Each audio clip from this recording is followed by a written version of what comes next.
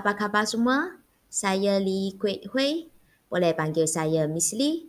Saya merupakan pensyarah ekonomi dari College Matrikulasi Perak. Saya juga merupakan peserta bagi Akademi YouTuber Guru Malaysia. Video instruksional ini adalah berkaitan dengan bab 3, iaitu penentuan keseimbangan pendapatan negara, di mana subtopik yang kita akan fokuskan adalah berkaitan dengan 3.1 konsep dan 3.2 ekonomi dua sektor bahagian 1. Berkenaan dengan bab 3 ini, iaitu penentuan keseimbangan pendapatan negara, dia adalah terdiri daripada 4 subtopik yang utama. Bagi subtopik yang pertama, dia adalah berkaitan dengan 3.1 konsep, diikuti dengan 3.2 iaitu ekonomi dua sektor. Seterusnya, 3.3 ekonomi tiga sektor, dan yang terakhir itu adalah 3.4 iaitu pendekatan ADAS. Jadi, sekarang marilah kita fokus berkaitan dengan subtopik yang pertama iaitu 3.1 konsep. Konsep keseimbangan pendapatan negara. Definisi dia. Dia adalah jumlah barang dan perkhidmatan yang dikeluarkan dalam ekonomi adalah sama dengan jumlah perbelanjaan yang dilakukan oleh pelaku ekonomi. Okey, pelajar boleh nampak dekat sini. Jumlah barang dan perkhidmatan yang dikeluarkan itu, ia sebenarnya adalah berkaitan dengan penawaran. Okey, dan kemudian yang perbelanjaan ini mestilah berkaitan dengan perbelanjaan lah. Maka kita kata sebenarnya penawaran agregat. Apa maksud agregat dekat sini? Okey, untuk maklumat pelajar, kalau agregat itu bermaksud jumlah. Okey, iaitu jumlah penawaran lah. Tetapi kita akan guna perkataan agregat sebab dekat sini telah nyatakan jumlah barang dan perkhidmatan yang dikeluarkan. Ini sebenarnya adalah merujuk kepada penawaran agregat. Dan kemudian, ia juga ada sebut pasal jumlah perbelanjaan yang dilakukan. Maka, itu adalah perbelanjaan agregat. Okey, jadi berkaitan dengan keseimbangan pendapatan negara ini, yang pelajar perlu ingatkan, iaitu penawaran agregat adalah sama dengan perbelanjaan agregat. Okey, untuk maklumat pelajar, kalau penawaran agregat dalam bahasa Inggeris dikenali sebagai aggregate supply.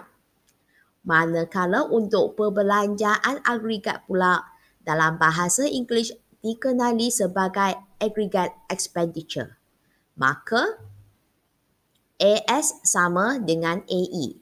AS aggregate supply, AE itu aggregate expenditure. Okey, ingat itu adalah syarat keseimbangan. Okey, seterusnya pelajar boleh nampak dekat sini, dia ada katakan bahawa jumlah perbelanjaan yang dilakukan oleh pelaku ekonomi. Okey, nanti kita akan buat kajian sikit yang berkenaan dengan pelaku ekonomi. Pelaku ekonomi adalah terdiri daripada, ini adalah gambar-gambar yang berkaitan dengan pelaku ekonomi yang juga dikenali sebagai unit ekonomi. Okey, adakah anda masih ingat pelaku-pelaku ekonomi yang berkaitan? Okey, untuk gambar yang pertama, yang ini adalah isi rumah ataupun juga boleh dikenali sebagai individu ataupun pengguna. Seterusnya, yang ini adalah berkenaan dengan firma yang juga sama dengan pengeluar. Diikuti dengan yang ketiga, yang ini pula adalah berkaitan dengan kerajaan, dan yang keempat itu adalah sektor luar. Jadi pelaku ekonomi yang kita kaji dekat sini sebenarnya adalah terdiri daripada isi rumah, firma, kerajaan dan juga sektor luar. Cuma tadi definisi dia kan berkaitan dengan jumlah perbelanjaan yang dilakukan oleh pelaku ekonomi kan. Okey, bermaksud nanti kita akan cuba tengok perbelanjaan yang dilakukan oleh isi rumah, firma, kerajaan dan juga sektor luar. Okey, kita cuba tengok. Yang ini pula. Okey, yang ini sebenarnya merupakan apa yang anda telah pelajari dalam bab 2, iaitu melalui kaedah perbelanjaan yang juga dikenali sebagai nilai barang akhir. Kan kita kata perbelanjaan yang dilakukan oleh isi rumah dikenali sebagai perbelanjaan penggunaan, iaitu C, consumption. Perbelanjaan yang dilakukan oleh firma adalah pelaburan, investment. Dan perbelanjaan yang dilakukan oleh kerajaan adalah perbelanjaan kerajaan, iaitu G, government. Dan perbelanjaan bagi sektor luar pula adalah berkenaan dengan ekspor tolak import, iaitu ekspor bersih. Ini sebenarnya merupakan perbelanjaan agregat yang dilakukan oleh pelaku-pelaku ekonomi. Okey, seterusnya kita cuba tengok. Kalau katakan ekonomi itu adalah berkaitan dengan ekonomi dua sektor. Kalau dua sektor, ingat, dia hanya terdiri daripada isi rumah dan firma sahaja. Dan sekiranya itu adalah berkaitan dengan ekonomi tiga sektor, dia adalah terdiri daripada isi rumah, firma dan juga kerajaan. Bagi ekonomi empat sektor pula, itu adalah terdiri daripada isi rumah, firma, kerajaan dan juga sektor luar. Okey, itu adalah gambaran yang umumlah bagi ekonomi sektor tertentu.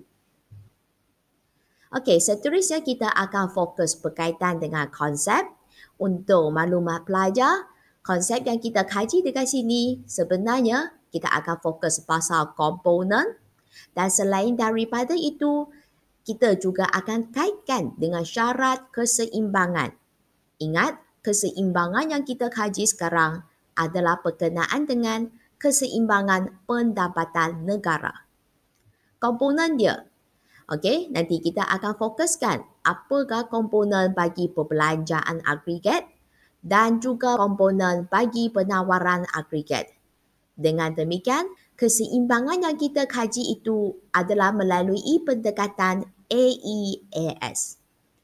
Selain daripada itu, komponen yang kita akan fokuskan untuk seterusnya adalah berkaitan dengan suntikan bocoran. Ingat, suntikan itu kita akan guna J. J itu which stand for injection. Okey. Selain daripada itu, kita juga ada bocoran, iaitu W. W itu sebenarnya adalah merujuk kepada withdrawal. Okey, dan untuk maklumat pelajar, setelah kita kaji komponen yang berkaitan untuk suntikan dan bocoran, nanti kita juga akan kaji melalui pendekatan JW. Okey, itu adalah gambaran umum yang berkaitan dengan konsep. Sekarang kita akan fokus dengan lebih lanjut. Apa itu sebenarnya ekonomi dua sektor?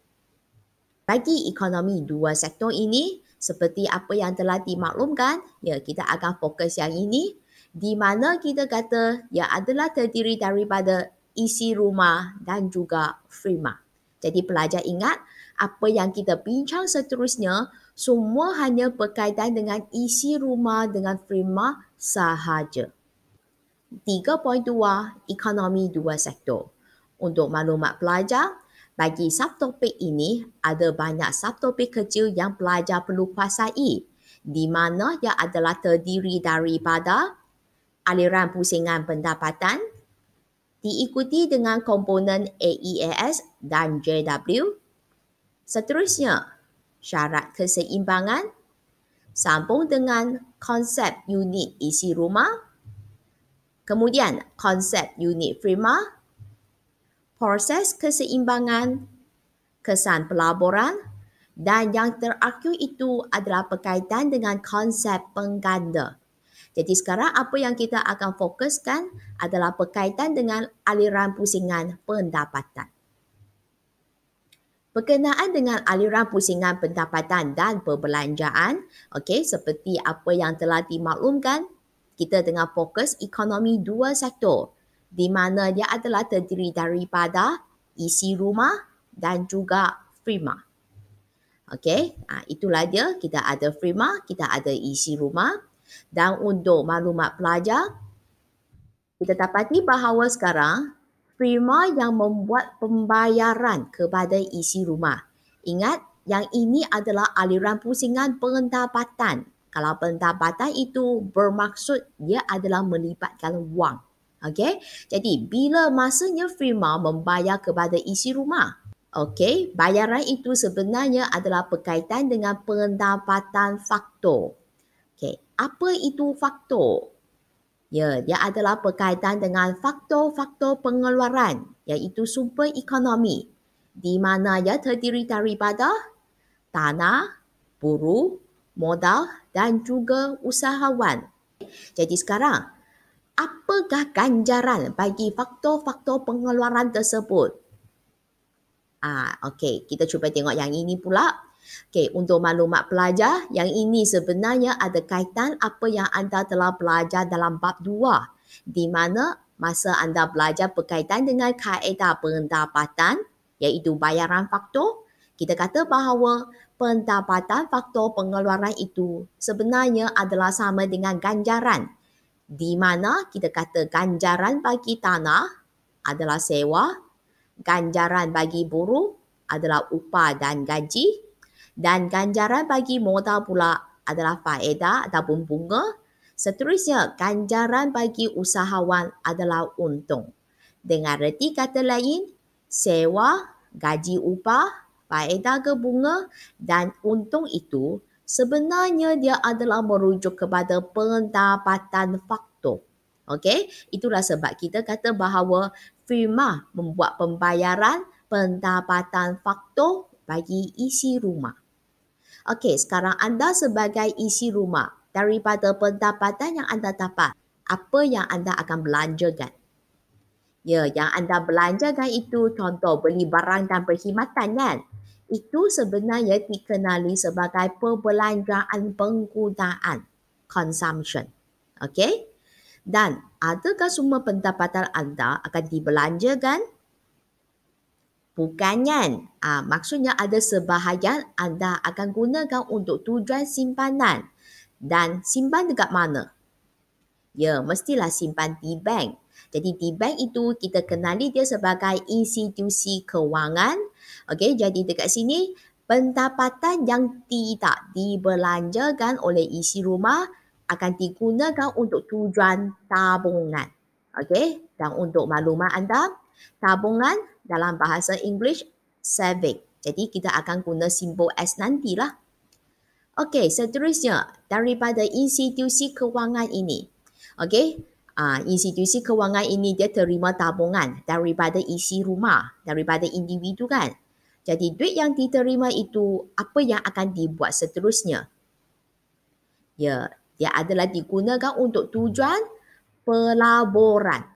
Okay, which is stand for investment. Okey, kenapa kita nampak anak panah bagi pelaburan ini adalah menuju kepada firma?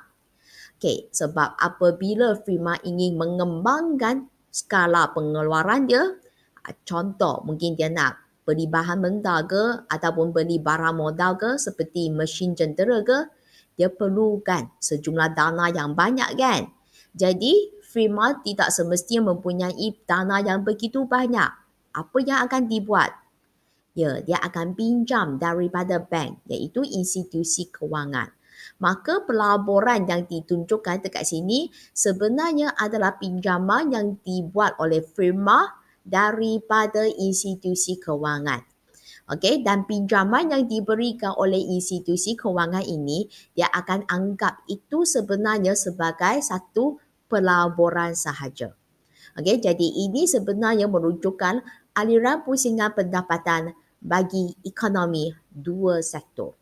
Okey, selesailah perbincangan yang berkaitan dengan aliran pusingan pendapatan.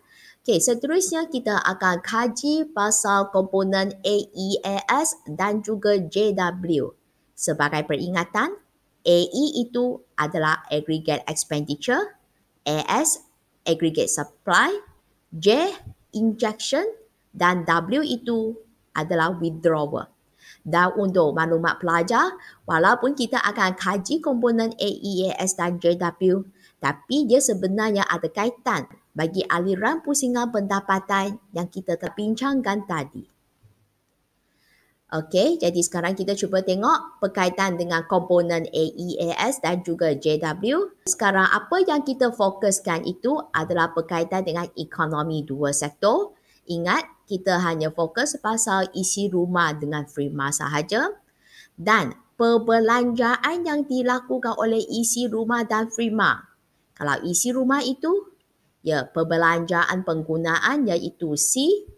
Kalau Prima, perbelanjaan yang dilakukan oleh Prima itu adalah I, iaitu pelaburan. Dengan reti kata lain, ini sebenarnya adalah perbelanjaan agregat, iaitu AE bagi ekonomi dua sektor. Maka dekat sini saya kata bahawa AE bagi ekonomi dua sektor sama dengan C tambah I. Sebab dia hanya terdiri daripada isi rumah dan Prima sahaja.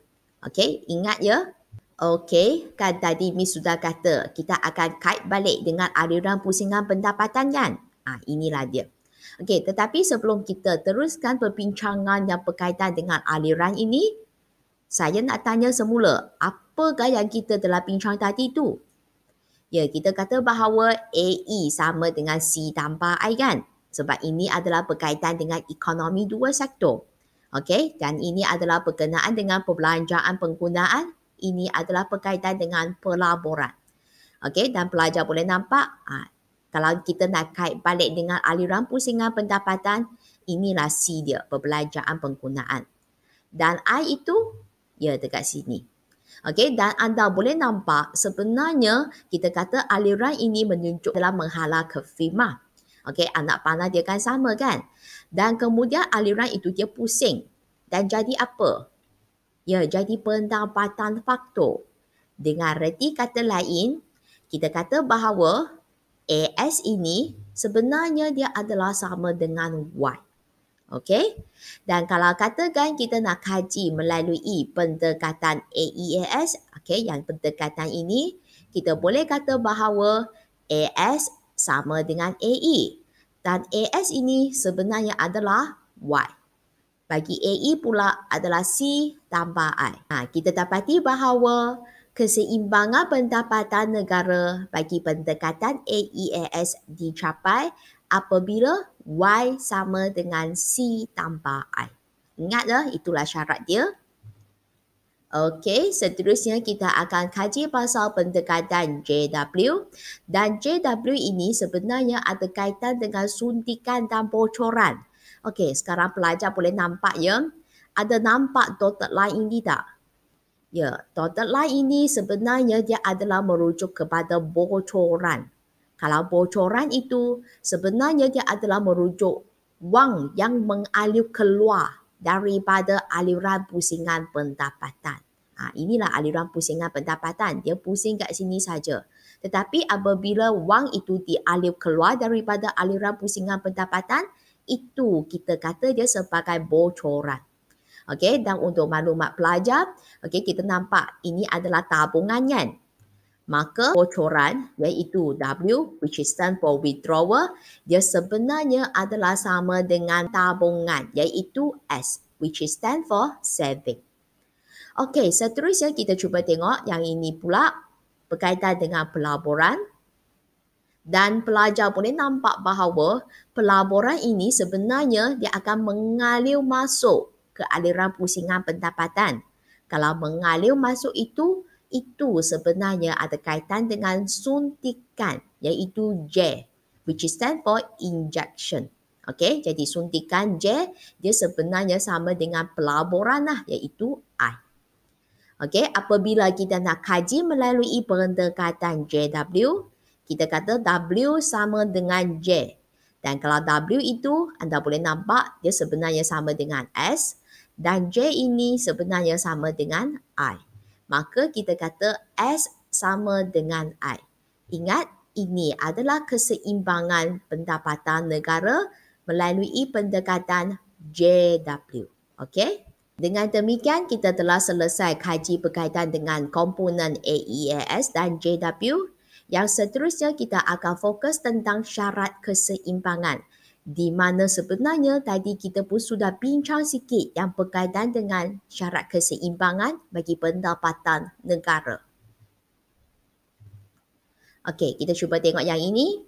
Yang kita fokuskan adalah ekonomi dua sektor. Ingat, kita hanya fokus pasal prima dan isi rumah sahaja.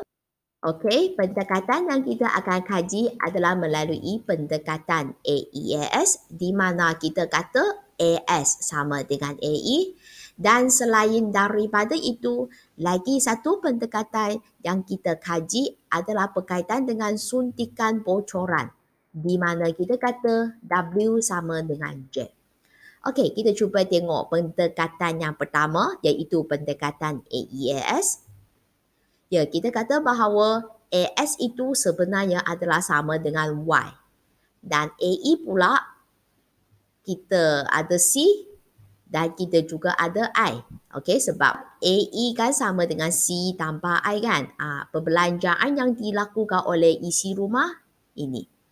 Perbelanjaan yang dilakukan oleh firma kita kata pelaburan. Kan kita kata perbelanjaan agregat bagi ekonomi dua sektor C dan I kan. Maka syarat keseimbangan bagi pendekatan AEAS Y sama dengan C tambah I. Okey, bagi pendekatan JW pula kita kata W itu bocoran wang yang mengalir keluar daripada aliran pusingan pendapatan iaitu S dan wang yang mengalir masuk ke dalam aliran pusingan pendapatan itu adalah I. Maka S sama dengan I kalau kita kaji melalui pendekatan JW. Okey, setakat ini subtopik kecil yang Miss telah bincangkan dengan anda adalah aliran pusingan pendapatan, komponen AEAS dan JW. Dan lagi satu adalah berkenaan dengan syarat keseimbangan. Jadi sekarang apa yang Miss nak tunjukkan seterusnya adalah hubungan antara komponen AEAS dan JW serta syarat keseimbangan ini. Okey, marilah kita tengok dengan lebih terperinci. Okey, seperti apa yang telah dibincangkan tadi, dan Miss kata komponen ini ada kaitan dengan syarat keseimbangan kan? Okey, jadi sekarang kita cuba fokus komponen bagi AE. Dia adalah terdiri daripada apa? Ingat, ini adalah ekonomi dua sektor ya? Ya, ada isi rumah, ada firma kan? Maka perbelanjaan yang dilakukan adalah C dan juga I.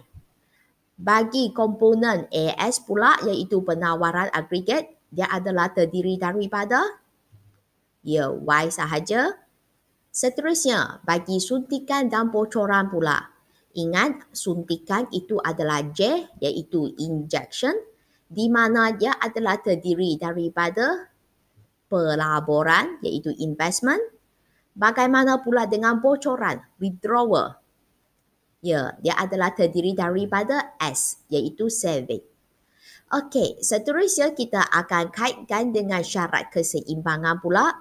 Daripada komponen yang sedia ada ini, kita akan kaji melalui pendekatan AEAS dan juga pendekatan JW. Okey, kita cuba tengok melalui pendekatan AEAS dulu. Maka syarat bagi keseimbangan pendapatan negara melalui pendekatan ini adalah Y sama dengan C tambah I. Bagi pendekatan JW pula adalah S sama dengan I. Okey, ingat itu adalah hubungan yang berkaitan dengan komponen serta syarat keseimbangan pendapatan negara. Okey, seterusnya kita cuba tengok berkaitan dengan syarat keseimbangan pendapatan negara ini dengan lebih lanjut. Kita akan kaji pendekatan AEAS serta pendekatan JW sekali. Dan sebenarnya dia juga adalah saling berkaitan. Okey, kita cuba tengok. Kan tadi kita kata AS sama dengan AE. Dan pelajar pun sudah tahu bahawa AS itu adalah Y. Dan AE itu adalah C tambah I. Maka kita kata Y sama dengan C tambah I. Okey, sekarang pelajar cuba tengok aliran pusingan pendapatan ini. Ini adalah pendapatan faktor anda sebagai isi rumah. Pendapatan yang anda terima itu akan digunakan untuk tujuan perbelanjaan penggunaan C dan selain daripada itu, pendapatan yang tidak dibelanjakan akan digunakan untuk tujuan tabungan kan? Maka kita juga boleh kata bahawa Y sebenarnya sama dengan C tambah S. Okey, cuba tengok dua Y ini kan dua pun sama kan? Okey, dengan reti kata lain, kalau C tambah S, dia sebenarnya adalah sama dengan C tambah I. Okey, dan C ini kita akan hapuskan dan akhirnya kita dapati bahawa S sama dengan I.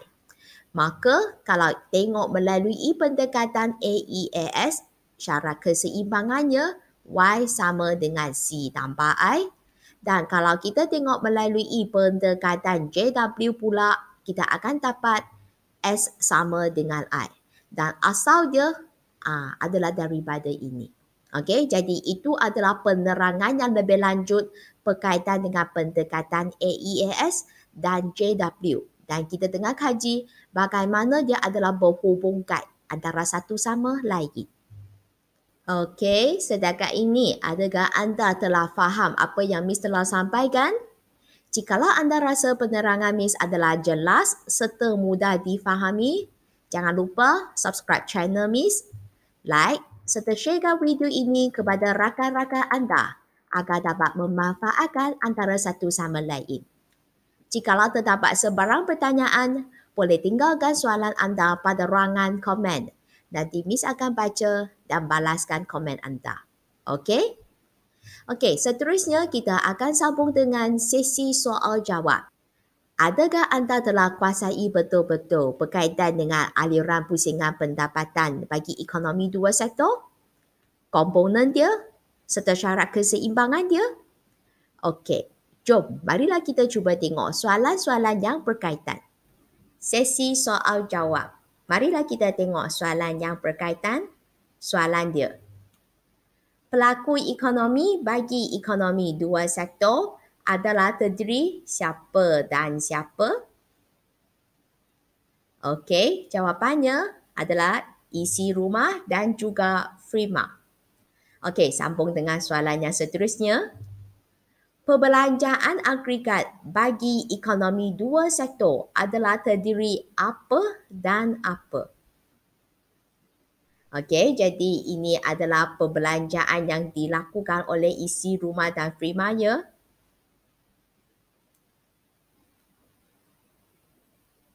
Okey, perbelanjaan yang dilakukan oleh isi rumah adalah berkenaan dengan penggunaan iaitu C, consumption. Dan perbelanjaan yang dilakukan oleh firma adalah pelaburan iaitu I, investment.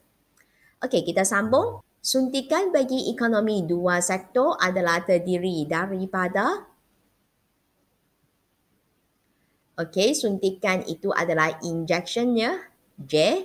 Jadi dia adalah sama dengan pelaburan iaitu I. Okey, kita sambung lagi. Bocoran bagi ekonomi dua sektor adalah terdiri daripada, ingat bocoran adalah W iaitu withdrawal. Okey, jawapan anda dia adalah sama dengan tabungan. Okey, ingat tabungan itu adalah S saving. Kita sambung lagi. Syarat keseimbangan bagi ekonomi dua sektor melalui pendekatan AEAS adalah Okey, kalau pendekatan AEAS, AS sama dengan AE dan kita kata AS sama dengan Y dan AE pula sama dengan C tambah I. Maka syarat dia Y sama dengan C tambah I. Okey, kita sambung dengan soalan yang terakhir. Syarat keseimbangan bagi ekonomi dua sektor melalui pendekatan JW adalah sama dengan apa?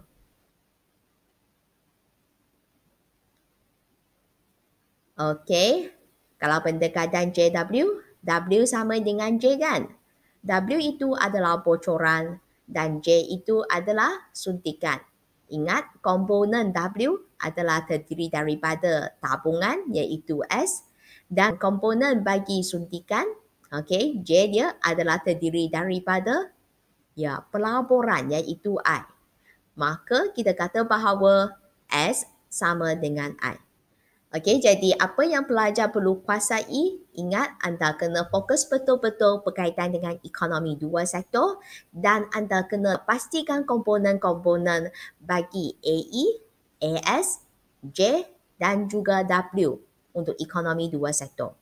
Dan kemudian kita akan kaitkan dia dengan syarat keseimbangan pendapatan negara yang melalui pendekatan AEAS dan juga JW. Okey? Jadi setakat ini saja untuk sesi soal jawab kita. Bye-bye.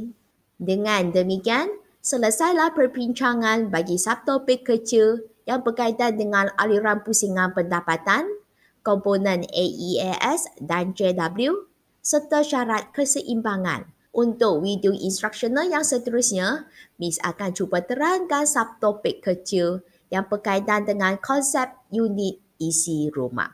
Okey, jangan lupa tekan loncengnya supaya anda dapat pemberitahuan apabila terdapat video yang baharu. Okey, kita jumpa lagi pada video yang seterusnya. Bye-bye.